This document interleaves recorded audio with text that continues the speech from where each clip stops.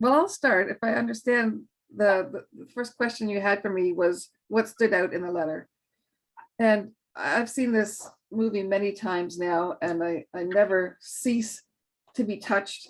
And I learn new things each time, but each time I do come back to a common response that's drawn out of me, and that is the recognition that we're all family.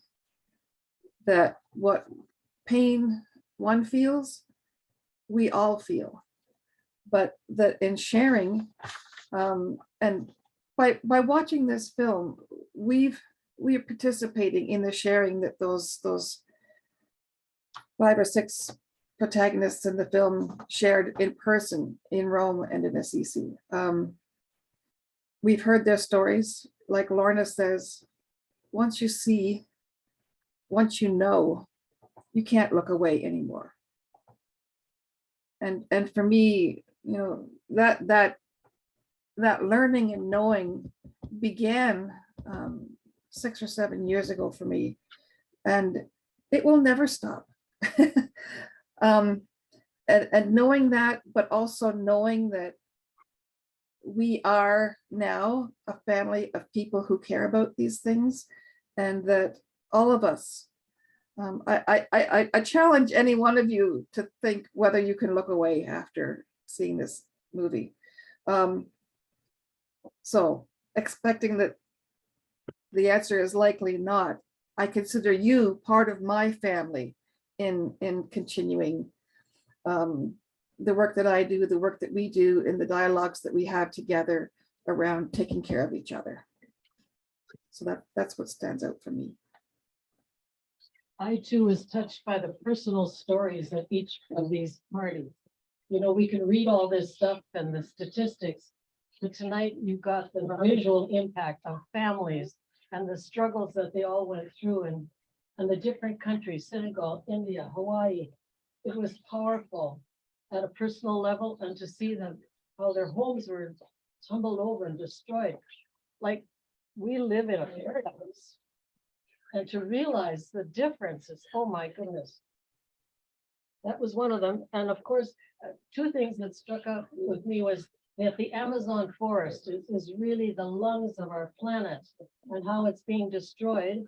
And then something I didn't know about was the coral reef, that too is under stress with the heat waves, and that it too provides life and a habitat for the life in the ocean. And so in that way, we need the lungs of the planet, and we also need the life of the oceans with all that's there. And we know that it's heating up, so it's big trouble. Thanks. It's so great to see all you people here and to be beside Sister Judy again. So right when, this is to show you the age of this encyclical now. This little dude here, who's clinging to me right now, unfortunately, or for good. He was 4 months old when the encyclical was released. So it's had a lifetime to mature, right? Now he's the popcorn monster. So. And so I have many things that strike me about this, watching it again. We were lucky enough to see the preview when it first came out, and to see it all edited and put together now. It's actually very high quality, so it might be good for those of you who are teachers, etc. Maybe you could use it in the film in your classroom. It starts in a good place and continues in a good place by showing that these ecological issues really have a strong social dimension. So starting with the situation of migrants who are pushed in different directions because of ecological issues, I think is very powerful. And then it comes back to this point. So right now we're having a night of 3 Ps, the pizza, popcorn, and panel. Pope Francis is 3 Ps. Just don't eat the panel. I guess I'm gonna have to get, next time we see each other, gonna have to buy you a meal, I think. Pope Francis is there's many 3 Ps that are active in him, but the people, the planet, and politics, right? Moving this beyond just abstraction, beyond moral niceties, but trying to get real, so not just like formal political change, but real social change going. And for the planet is now the planetary community, which includes the social and the ecological. And that comes through again and again here. When Martin Palmer talks about the very thin strings that separate earth and heaven, I'd go even farther than that and say, I think this does really erase that distinction of thinking of heaven as someplace else. And to have that coming from a pope has been very valuable, which I think I'll pick up on the second question. Yeah. One thing that I really liked to hear with clarity was that Pope Francis says that the story, the biblical story of creation is in a mythical expression. You know, because I'm often teaching this class of how the universe began, and they right away say, "Sister, what about Genesis?" And, you know, it was so good to hear him saying most clearly, it's a mythical form of expression to explain the history. And today we dialogue with science and understand the fuller meaning and picture and the grandiose of our creator to discover all this. So that was another point that I just had to say. Yeah. Great language.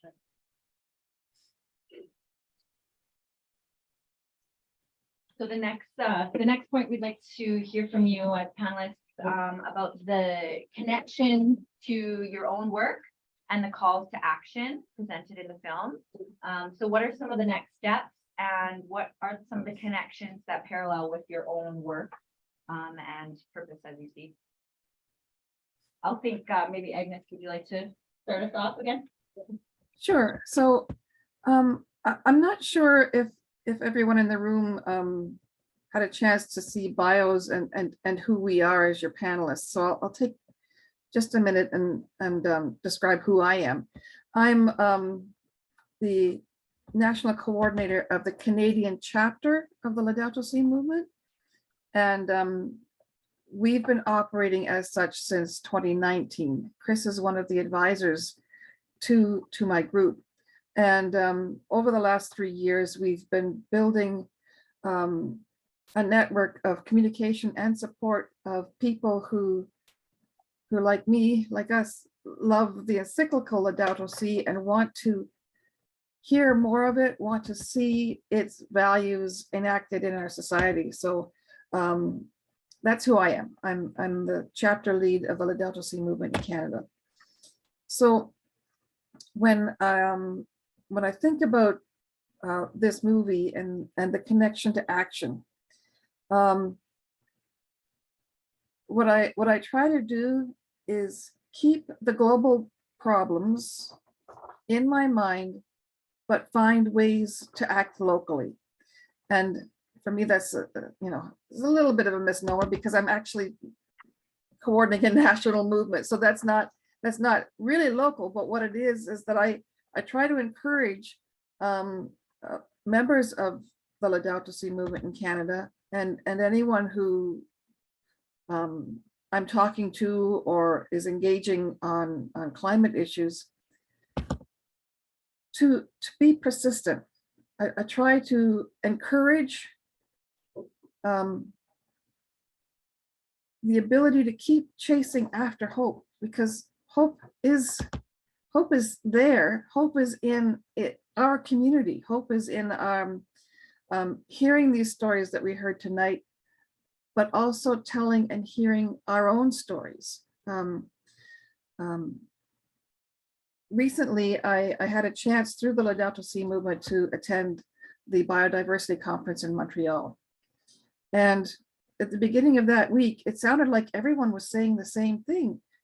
I thought, why would we even think that there should be a problem to come to a consensus on protecting biodiversity when it seemed like everyone I heard, their goals were the same for increased ambition in the goals, creating a document that is not just words on paper, but actionable items that countries could take back. People were concerned about food security and about loss of animals. So I was really encouraged by all that. But as we went through the first week and into the second, it started to fall apart. And I went, what happened? You might have heard in the news that 60 countries left the negotiations. And the reality is that when people's voices aren't heard, the next human reaction is to feel alienated, to feel that, well, what am I doing here? If I'm here with the intention to collaborate, but I'm not being heard, maybe I shouldn't be here. Somewhere along the line that turned around. And I think what I took from that is that even though the aspiration, the hopes and wishes are well placed, the difficulty comes in the differences of culture, the differences of place, the differences of realities, of the different kinds of ways these multiple crises are playing out on the ground, that makes it difficult to create one document for the whole world, which means that it's incumbent on us to take these messages and this news and what we hear from around the world and apply it to the very real situations we see in front of us at home. So it requires that we need to make the connections between what's happening globally and what's happening to what we see with our own neighbors. I think what I would like to do going forward myself is to encourage people to look at what's happening, I think, in their provinces. And I'm speaking from Ontario. And we have a government right now that is imposing on smaller on municipal governments the intention to take away conservation protection of greenbelt and wetlands and other areas that have been protected and designated up until now as natural spaces that need to be conserved, and take those protections away and build houses. I agree that we need housing, that there will be more people coming to Canada, that there are people in Canada now who can't afford to get into the housing market because there's not enough housing stock. But this is one instance where in my location, I can talk to, and I feel the need and the compulsion to talk to my provincial members of parliament and say, look, there's got to be a better way to do this than to pave over marshlands that have been hundreds of years in the making. You can't just remake that in 6 months or 2 years. We have to protect what we have. So my action going forward is both to continue as a national coordinator to support conversations and to do my best to keep hope alive, to connect people who I know who are engaged with the movement to people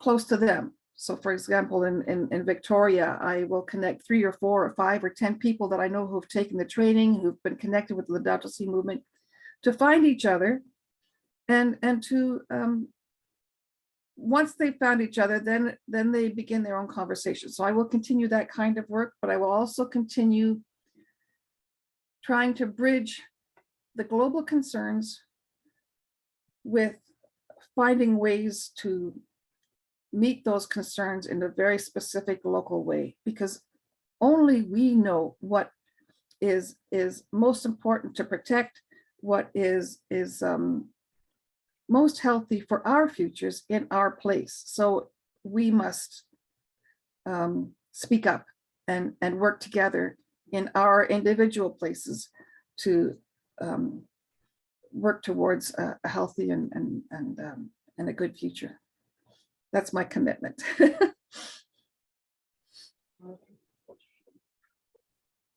you, Agnes.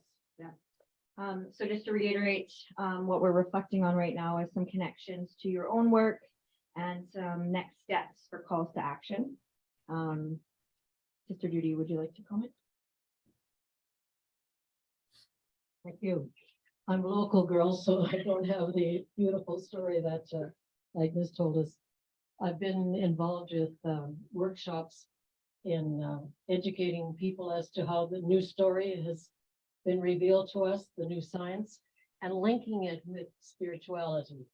You know, we had mystics like Julian of Norwich, St. Francis, Meister Eckhart, Hildegard of Bingen, have all talked about the goodness of creation, how we saw it as God's special gift to us. But along came our industrial revolution and things like this that have treated the earth as an object. And Thomas Berry says we see it as a collection of objects to be exploited rather than a subject to be communed with. And so it's awakening that desire within us to spend time in creation, in contemplation. We've just had a beautiful hoarfrost here this past week. Isn't that glorious? If you spend time out there, it's just awesome. The gloriousness of what can happen in our beautiful world. And to be able to see things as God's gift. Already in the 800s, Thomas Aquinas said, the primary revelation of God is nature. And so how do we awaken to that? We've heard always the Bible, but hey, it's been lost. And Augustine said we have two books of revelation, the Bible and scripture, nature. And so it's a matter of reclaiming these gifts. And so those are some of the qualities that I want to offer, that I try to offer in workshops that I give. And then as a community, we ourselves have taken action to look at our investment and see which ones are supporting life and not the gas and oil industry. So we've withdrawn our investments from there and put them in places that we think are supporting a healthy earth. And then personally, myself, water has been a big issue for me. Just this past summer, I flew out to Nanaimo, flew over the mountains, and I was shocked at how little snow there was on the mountains. And I keep saying that, you know, the less snow we get, the less our Saskatchewan River and us, we're going to be suffering. And so it's become a big thing for me. So I've cut back on my showers and the time in the shower, and also in doing dishes. I no longer use the sink. I've got a basin in there. And when I wash the dishes, I dump it out. It's only a quarter of the dish pan. I'm not the big sink. In a way, I feel I'm cutting back on water. So it's something that I'm conscious of, as well as electricity, as well as not taking my car to the car wash because I see the gobs of water we use there. And then when I leave, they take more water and clean the floor with it. It's just, I'm becoming super conscious of it. And so those are things that I do, as well as you're all shopping in cloth bags. And we used to have netted bags where I could throw the potatoes and the vegetables in, but they did away with that. So I'm having to clean them up and start using them again.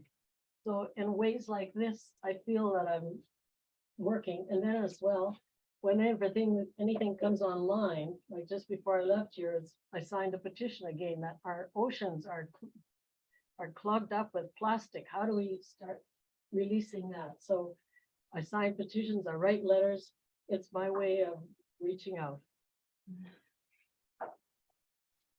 Yeah, so I'm a last minute replacement for this panel, and I don't have as many practical contributions, but I guess if my job is to be an educator, this letter that the movie refers back to has changed the whole game. So I was hired to teach in the area of community ecology at STM, very rare position in Canada. So one of the things that the encyclical has done is it's let me meet people like Judy, although I met you before the encyclical because we were already interested together. But Agnes in particular, I would have never met without Laudato Si. And it's allowed someone who studied like, so my PhD is in Christian ecological ethics. There's like 2 of us in the world, 3 of us. And to have something that's very obscure have a relevance. That's been really, so it's not that we weren't dealing with contextual issues, it's that people actually, there's something that we study that can be valuable and can work on policy development, can sit on this advisory circle for Laudato Si movement, and it's changed the conversation. So this is something that's also present in the movie, is But it's not developed as much as it could be. So I just wanted to highlight this. So Francis, as a pope, taking the name Francis is a very courageous thing to do. It enters you into a context of responsibility to people, particularly to people who are living in poverty, responsibility to the planet, right? And responsibility to this like relational web of creativity, of destruction, and of hope, right? And living amidst that and trying to do the best that you can and trying to make your actions match your words. So I see people like the people that are highlighted in this movie that do that in different ways. Francis has been really strong on talking about different paths of dialogue and action upon which you can journey to contribute to this. The encyclical itself is interesting because it has everything from these grand political recommendations that are firm, like that we should have a global effective climate treaty that deals with these issues and has real consequences for nations that don't, within the community of nations that don't do their share. And then it tells you to turn off the water while you're brushing your teeth, right? It's from the grand to the very specific. And each one of those things, because it's understood to be within a system, can help. And so that's a really, really powerful thing. And I just wanted to highlight too, that in the encyclical itself, in some ways it made my job obsolete because a lot of the ecological teaching was hidden away in different places in Catholic social teaching. It was obscure, it was very academic. You had to interpret it when you were talking to regular people. Laudato Si caused all these problems for people like me because you can just go read it yourself and it makes sense. And it presents things in a system.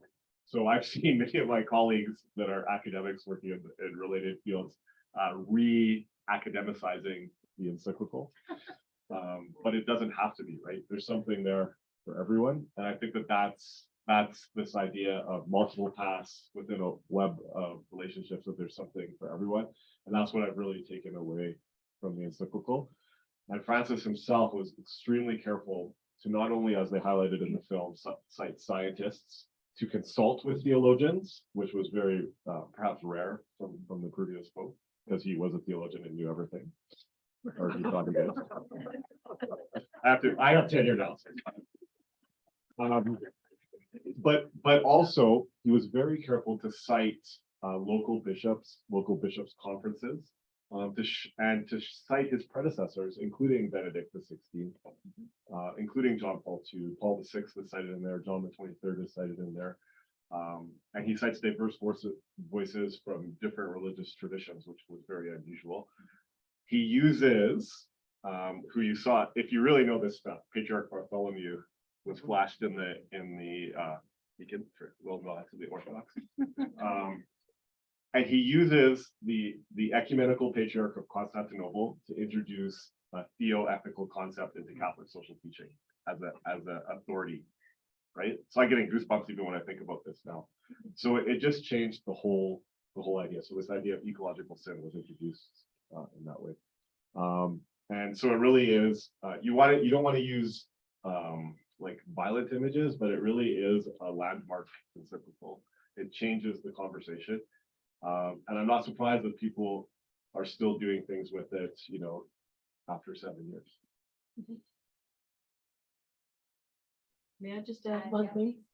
I particularly appreciate Chief in the film, who spoke with such a sense of connection. And he reminded me of a speaker that we had here in Saskatoon, Lyndon Linklater. He really puts it to your heart and mind. He says, we need air, but air doesn't need us. We need water, but water doesn't need us. We need the earth, but earth doesn't need us.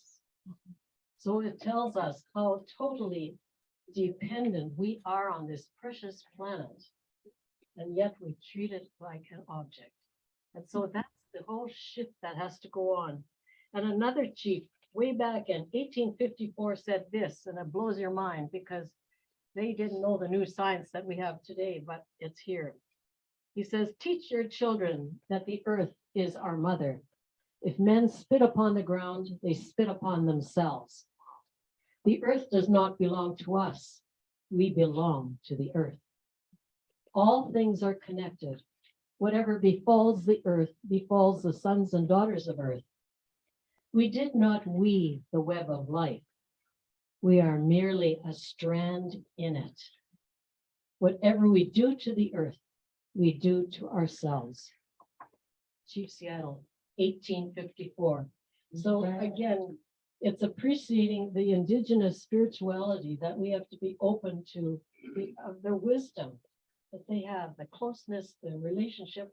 And I remember when I was teaching in the Yukon, the First Nations kids told me that when their dad went hunting for moose, they asked permission of the moose before shooting. It was a sacred being.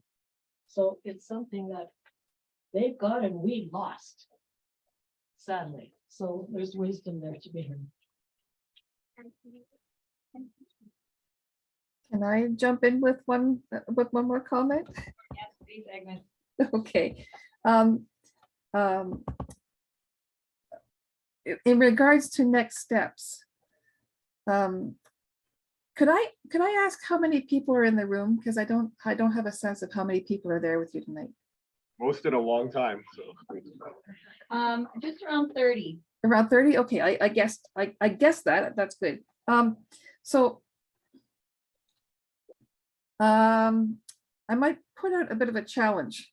And last year, one of my main tasks was to, with the team of 5 people, one of them a student at St. Thomas More College, we created a Catholic Eco Investment Accelerator Toolkit.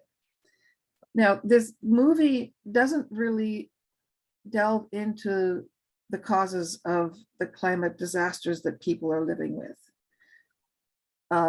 Those are well documented. I think they stayed away from that because by now, anybody listening to the news probably knows that human-caused climate change is because of greenhouse gases in the atmosphere that are heating our planet up much faster and in ways that we haven't seen in tens of millions of years. So that means that if we're going to try and curb some of the worst disasters that are still coming our way, we have to try and reduce our carbon footprint and our carbon dependency. So this toolkit that I helped put together is a way for institutions to look at their assets. And I'm so happy, sister, to hear that your community has done so already in terms of divestment, but others who haven't, and people in the room who are part of St. Thomas More College, it might be time to reopen that conversation with the leadership of the college, that divestment is something that we should be putting on the map. Aside from that, though, our own personal savings for the future, our retirement savings, are tied up in banks and in systems that are still paying into and strongly in Canada supporting the fossil fuel industry. So this toolkit provides ways of looking at institutional and private assets and what you might do instead. And in Canada, and even in some of the conversations here, a recognition of the knowledge and spirituality of Indigenous peoples and our need as a country to engage in reconciliation. We can do that in some cases with our dollars too, by supporting Indigenous people who are leading us. Again, I'm going to cite Ontario because that's what I know best. When the current government came into place, the first thing they did was cancel an agreement between Ontario, Quebec, and California to work together on climate change issues. And in canceling that, they also canceled hundreds and hundreds of renewable energy projects that were already, in the process of being built or were almost done. and the large bulk of those were Indigenous owned. So solar farms, solar installations had the money and provincial support cut out from underneath them at a time when we were, in high hopes of transitioning into other forms of energy use. These are all things that I think about regularly, and it's very hard to focus on any one of them. But if anyone there in the room with you has a brain for economics, there's a tool that I invite you to take a look at and to share with others who you think it could have an impact with. I could put a link that can be shared later if people are interested in that. Yes, that would be great. Agnes, could you tell us one more time the name of the toolkit, just for some of us that are feverishly taking notes? That might. Okay. It is the Catholic Eco Investment Accelerator Toolkit. Investment accelerator. And I will send a link. I can do it here, but I think the better way is maybe to have it to someone who's taking notes so that you'll have it, and Chris has it too. It's not easy to find on the Faith in the Common Good website, so having the direct link is the best way to get at it. Thank you. If any of you want that link, if you registered for any center event or have ever sent me an email, just send that along and we can send you that link. And we're allowed to do that because we're supposed to promote eco-justice in our St. Thomas More College plan. So. Thank you so much to our panelists. There's still some more pizza, so I'm going to invite you up one more time to grab some pizza if you'd like. And then we're going to open it up just for a couple questions. We're only going to do 3 questions. We've got kiddos in line and people that are ready to go home and get ready for bed, like me. So if you have a question, just raise your hand and I'll come over to you with the microphone so that we can hear you. Don't be shy about getting Yes, pizza. and don't be shy. Just we're all family. I meant particularly about pizza, but also asking questions. No, I meant pizza too. But Yeah. any questions or comments or experiences that? Oh, I just want to say, Here, and yeah, you go, and then I'll go to the church. I just want to say my water issue arose too because in Laudato Si, Francis uses it 47 different times. So it's a key factor in our health of our planet. Yes, and I like the points about policy needing to change on that too, but then those small daily actions that accumulate, right? Both are really important for addressing these problems. Yes, Gertrude, I'm coming.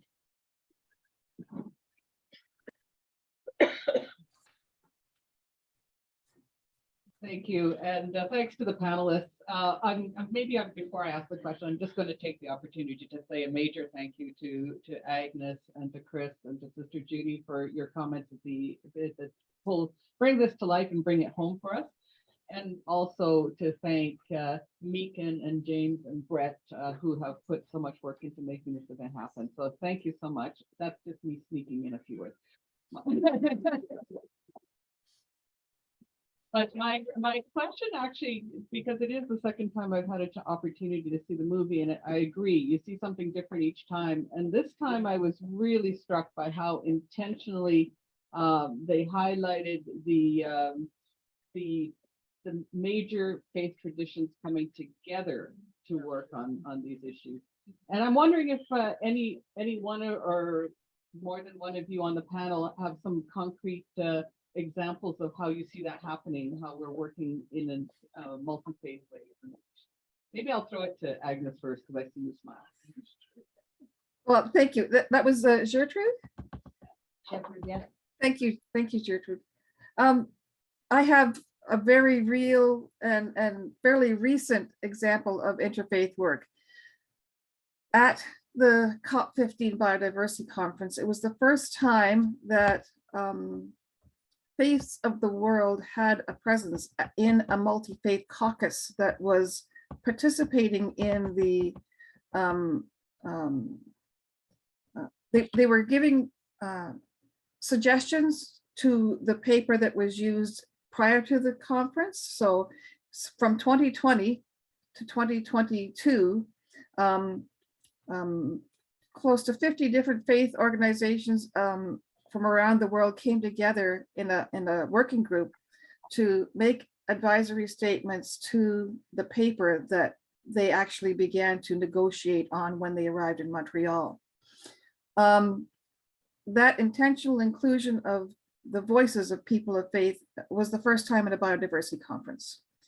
And it is so powerful to hear and to see that most, if not all, of the world's religions have some point of overlapping intersection around care of the planet, around care of life.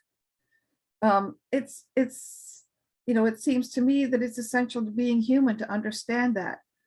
But to have that looked at through the lens of faith brings beauty and awe to the science. And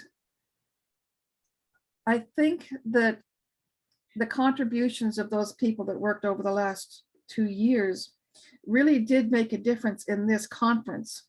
So that working document that the people began to negotiate on when they arrived in Montreal had a lot of what they call square brackets. These are the things that had been added in since the last meeting and that needed to be clarified and negotiated. Yes, we'll keep that in. No, we'll take that out.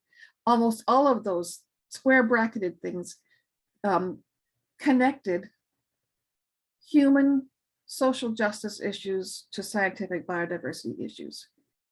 And most of the caucuses, the Women's Caucus, the Youth Caucus, the Indigenous Peoples and Local Communities Caucus, and the Faith Caucus all said that those need to be there. And for me, it said loud and clear that Pope Francis's message in the Laudato Si about the interconnectedness of all life, of all the workings of human society come together in these international meetings, and that it is so powerful to have people of faith, people of all faiths there, including their voices that bring love into the discussion, into the equation, the moral compulsion to make this work. And I think that the power of that helped bring about a successful conclusion to COP15 in particular, but that in a more general way, whenever we can talk to people of other faiths and find common ground around concerns about water, concerns about excess plastic choking the oceans, concerns about the way our mining companies are behaving in other places around the world and how they are using our own police forces and judicial systems to force their way on people here in Canada. It's our voices connected with other people of faith who have very similar concerns that has power behind it. That there's real power behind that faith-filled conviction. And it's even stronger when different faiths come together and share that. I agree. Thank you, Agnes. Any other questions for our panelists? Yeah.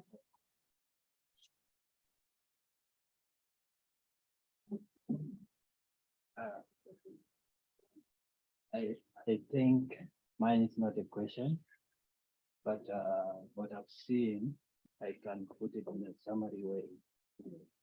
Oh, am I? Okay. The film inspired me to say these few words. We have seen how nature, if it is undisturbed, it becomes a medicine. And if it is disturbed, it becomes a trauma. So it's our responsibility to make more Tylenol through nature than to destroy it and create more mental health problems. So those who are inside here, we are inspired today so that we can maybe digest the feeling by doing something that will conserve it and make sure that we do something that will promote how medicinal it will be to our younger generation who are coming. And thank you. Thank you so much. Yeah, that's a great point, right? A humbling realization. Any comments from Agnes or Chris or Sister Judy? Yeah, so thank you for that comment. So one of the things that's been really interesting in thinking, and there's a little bit of it in Laudato that's made it through in the editing process, is the idea that nature is also a moral actor. And I think this is your comment reminds me of this, and it's just to elevate like one aspect of what you said. So the idea that the nature will resist injustices itself. If we don't treat it properly, it will spit us out, right? And that's a really interesting idea. And that's not anthropomorphizing nature. That's the reality that I think Sister Judy has also been mentioning, that water's fine without us. We're actually a bit of a problem for Mother Earth once in a while, right? So it's an interesting point of reflection, and it's a humbling point of reflection. Francis never takes that to the extreme that some of my secular ecological ethicist friends do, because he always says the solution has to be valuing every person on the planet as well, in order to deal with this reality of nature. You can't dispose of people. No one is disposable, right? And that's really important. This is my job to answer Gertrude's question. So this idea of different religions having sources for an ecological ethic is impressively true. And it's actually a way on several different levels that's really, really important. And it's something that scientists have recognized for a long time. It's referenced in the film, this sort of discourse around this argument around this. And the idea would be that science can only provide a very minimal content, right? A base description, something that's often decontextualized depending on the scientific approach, especially in the harder sciences. So what's the role? What do persons of faith have to add to that? And it's the idea they have the narrative, the stories and reasons that ground things in cultures, right? Including religious cultures. What Agnes described is kind of like my experience of doing environmental science at University of Manitoba in the 1990s. We had one mention of religion, not even Indigenous spirituality, which should be very important in Winnipeg and is now very active in that program. In the encyclical, Pope Francis says Indigenous people are not just one minority amongst others, but should be our principal dialogue partners. Paragraph 146, I know that one. Meaning that there's something about a spiritually infused worldview when you're dealing with these challenges that are laid out in this movie, that are laid out in the encyclical, for responding to these challenges. It's not the only, like we said, there's different paths of dialogue and action. It's not the only path, but ignoring it is really foolish. Because there's a certain ethical seriousness in most religious and spiritual traditions. So why leave that to the side when facing a major challenge? Why force people to cleave parts of their identity in order to work on ecological issues, right? It's a mistake. Martin Palmer, who you saw talking about on here, the bearded English dude, he's been very strong in saying that in ecological movements, so we all have our responsibilities. In ecological movements, it's a foolishness to leave this aside. Now, it's not, when we think about what our common context is, something that we all have in common, we all have our humanity in common as religious actors or as spiritual actors. We also have our location as members of this earth community in common.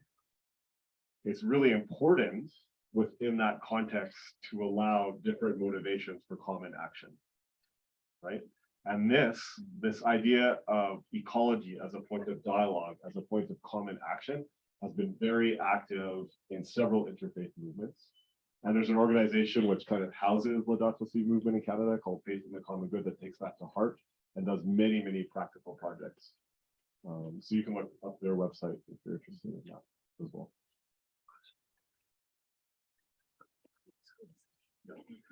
You reminded me of the quote from Einstein. He Right. said, "Science without religion is lame. Religion without science is blind." It's again that whole weaving together. We need each other, not splitting this dualistic world that we've been living in, rich and poor, science and religion, heaven and hell. We've got to break them up and say they're both and, and so there Einstein saying it way back when. From my vantage point, though, it seems that it's an easier chance to work multi-faithfully than to working in groups together with the whole. Yeah. The criticism of the at the beginning of the movie, there's so much dissension and dislike of Pope Francis that I hear about within Catholicism, and I think how tragic. And how to get the Catholics on board, I think, is the first challenge. Yeah. Any response? Yeah.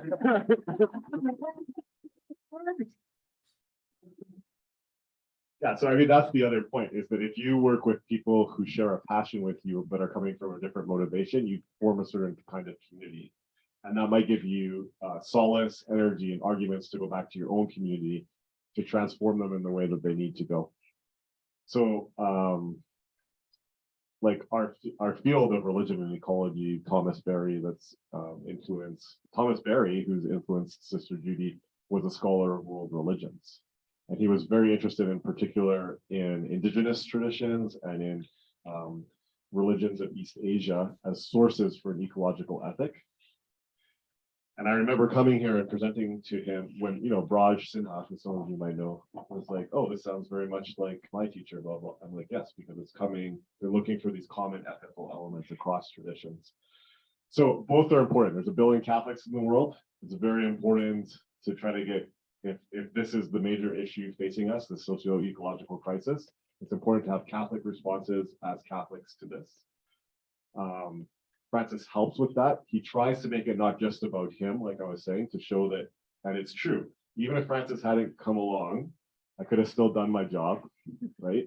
There was enough there in Benedict and John Paul II in particular, many, many resources. I've seen many, we call Sister Judy the Green Sister. Sometimes I've seen many Green Sisters at movies of Green Sisters saying, "Oh, John Paul II said the ecological crisis is a moral responsibility." They throw down the John Paul II name and then they organize a radical intervention, right? But there were spaces that were open. It's just a different kind of space that's opened by Francis, and hostility towards him. It might be because he's actually starting a difficult conversation in a very invitational way, but he's forcing you to look at the way that you live. So I think he's been a very healthy pope for our church, and he could be much more radical. Right? He's pretty centrist, right? Yeah. I'm gonna, oh, quick, go ahead. So Okay, I just wanted to jump in with a comment because I came to this work from environmental activism first. I was part of the 350 movement, and I took Al Gore's climate reality training and some of the other things. And part of the thing that weigh on me is the urgency of the moment now. And when we're talking about interfaith work, I would encourage anyone, if you can find partners there to work with, by all means, because we need strength in numbers. And if the numbers aren't in the Catholic Church yet, we'll get there. But the people who are willing to work with us now, if they're Jewish or Muslim or Buddhist, Hindu, whatever, and there are passionate people there that we can carry the conversation with and work together to drive policy in our place, by all means, we should do it. And there is energy there. And Chris mentioned Faith in the Common Good. So they've got so many programs now that are blossoming. partly because of the umbrella organization of what Faith in the Common is to bring these conversations together. So I certainly encourage multi-faith work because time is of the essence. And moving the needle within the Catholic Church, we are working towards as well. I can proudly and happily say that we have Bishop John Hanson from Northwest Territories who's joined the advisory circle, and the Bishop, Auxiliary Bishop of Montreal, invited us to breakfast, the Laudato Si delegates, and wanted to know what each of us were doing and to stay connected. One bishop at a time, we are working to raise awareness of our movement in Canada, but it means that still individually, we keep moving with whoever we can find as partners. So, thank you.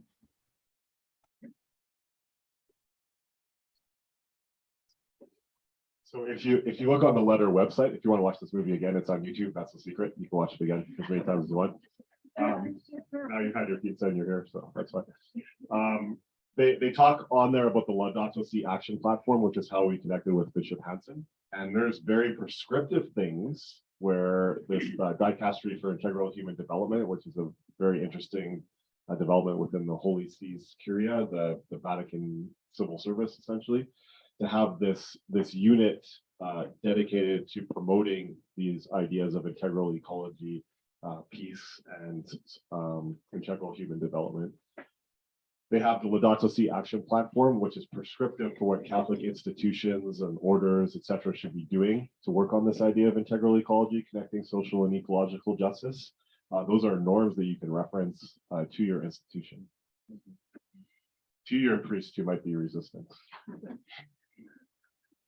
And we acknowledge the creative people that are interested, vibrant, embodying this stuff like Sister Judy, who's dedicated her life to this institution, and recognize its Catholic traditions, and this is part of Catholic traditions now, and you cannot remove it from Catholic traditions now.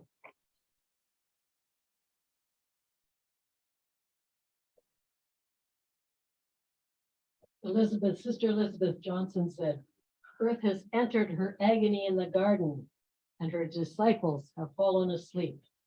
So tonight we've got to wake up and act. We have been, but just even more.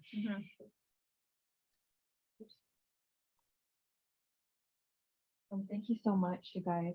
I think that's all we have for our today, but we had some really great discussion and just a great opportunity to come together and discuss some really pertinent realities that we're facing these days. So I just want to thank you guys for coming and showing up. And thank you to my colleagues, Meekin and James and Chris, my advisor, and Gertrude, our co-director at the Schmeiser Center. And then IT, who helped really set this up and get everything rolling for us. If you're interested in some of the other programming that we do at the Schmeiser Center next week, can I just steal that? Meekin? So next week, we have our DeMarjorie lecture on Wednesday, January 18th and the 19th, starting at 7 p.m. So you can find more information either on the SDM website, and the Schmeiser Center website is soon to be launching, so check there for updates on some of this Schmeiser Center programming that we're up to. But we'd love to see you guys next week. It's a 7. But there's posters around campus here, and then you can also find that on the SDM website. So hope to see some of you guys next week, and thank you so much and take care. Thanks.